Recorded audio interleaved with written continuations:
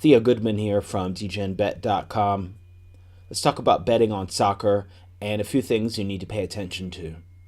Big tournaments coming up, Copa America, Euro 2016, but this goes for any soccer game that you're betting on.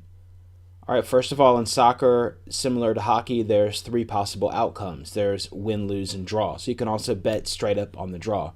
Here the draw is 3.64. Now this is an example game coming up on the weekend in Germany for the German Cup, and it's a good example of some things that can happen in these tournaments. Okay, so here on the money line, we're betting for the outright winner. But of course, if we bet for the outright winner and it was a draw, then you'd lose. Of course, if you bet a draw and there was a winner, then you would also lose. But those are the three possible outcomes. All right, let's say you want to bet on a team, but you want to protect yourself against a draw. Then you'd go with plus half. So here we've got Dortmund plus half point. That means if we bet on that, that means if they win, you win. If there's a draw, you win too because you're plus half. Now we got minus a half. Well, that's the opposite. Then you're going to lose on a tie. So those are some possible bets. Now here at 5 dimes, if you do the drop down, you also get some different lines. Here we've got something called PK. It's also called draw no bet. Just as it says, that means if your team wins, it's a win. The bet is a win. And if it's a draw, then the bet is a push.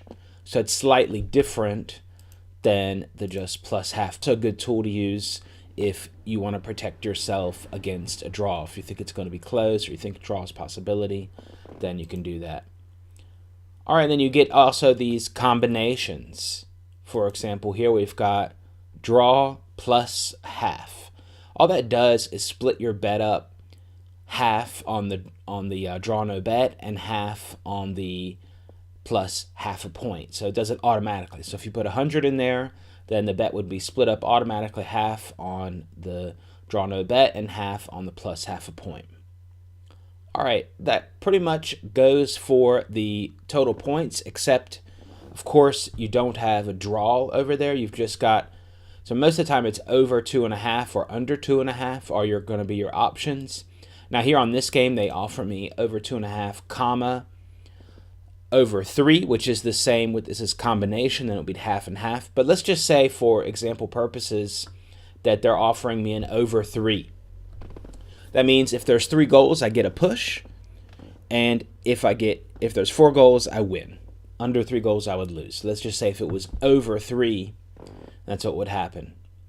Same thing goes for under, just in the other direction.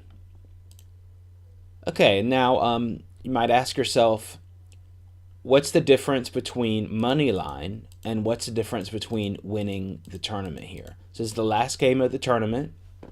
Well, it's pretty simple. Here, extra time and shootouts included. So in a soccer game, it's 90 minutes long, 2 times 45 minutes with the break at halftime. And at the end of the game, at the end of the regulation time of the 90 minutes, the ref will add on a few minutes because they don't stop the clock. Now that is going to count. That's going to count over here. So all of that, the 90 minutes plus, usually it's between 1 and 5 minutes that the ref adds on to the end of the game. That's going to be included on all your bets up here. Now let's say it was a tie in regulation, then the tie would win. But Dortmund could win the whole championship, and if you bet on Dortmund here on the money line, you would still lose because they didn't win in regulation. Now, this is going to include extra time and shootouts. So there's going to be an extra period added to the game if it's a championship game like this. And then if that's still a tie, there's going to be those shootouts that you've seen before.